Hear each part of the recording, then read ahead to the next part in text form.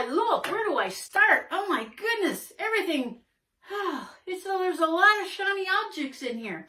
Hey, it's Darlene Smith, sharing is caring tips of the day. As you can see, I'm hanging out in part of my Mickey Mouse room. Now, today we're talking about SOS. SOS? What's that mean? Shiny Object Syndrome. Now, I don't know if some of you have that or not, but a lot of people do. And yeah, I even have that at some times. Now, it's kind of they call it a disease of distraction. Now, if I was to bring somebody into the Mickey Mouse room, shiny object distraction will be huge because there's different categories and they're going to be, do I look here? Do I look there? Left shelf? Where do I go? I get it, right? It takes a lot to take it all in.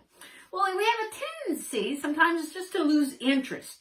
And sometimes that happens by not completing projects. Now, entrepreneurs are, because they are unique, highly motivated, they kind of like always looking for new developments, new technologies, and they've been accused of having shiny object syndrome. I've been in some meetings where we've had a number of us in the rooms that are like, okay guys, focus. That's happened. I've worked on some teams where, hey, you got 3 people and they're all got shiny objects over here. How can we have to pull them back? Right? So how do you avoid shiny objects? Well, first you have to understand, of course, yourself and the way you work, right? Now, not everything is a trend of the future. You don't need to be involved in everything. And shiny object syndrome can affect 4 things, right? Maybe you don't hit your goals. You know, it's a recipe for, health disasters as well. It can certainly, tank some productivity. And if you're working in a team, it can stress the team out as well. I know you, and you're looking right now and you're thinking, oh my goodness, like, where do I look, Darlene?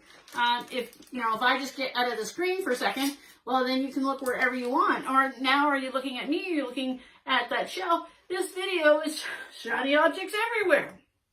Now I wore bright orange. Why? Because I stand out from some of the other items. Well, what are some simple steps to avoid shiny object syndrome? Well, first is kind of weigh out these shiny objects, right? Put on your thinking hat. I just put on this is my thinking hat today. And think about it. Is it really beneficial? Ask yourself the right questions. Sometimes you just got to see through that shiny object. Was it going to save time? Is it resourceful? Does it fit? Also, look at your goals. That shiny object, does it really fit with what I want? What are some of your priorities? Also, sometimes it helps to research some shiny objects, very, very much so. And also, take it out for a drive. Kind of just give it a test drive, see if there's any potential value in it. Sharing is caring. Share down below. Hey, you experienced some shiny object syndrome? Or are you somebody that, hey, I love those shiny objects? As you can see throughout this video, how many shells have you looked at? And did you look here when I moved out of the screen? No, that's not shiny objects. They're just trying to get a peek into my Mickey Mouse room. Sure.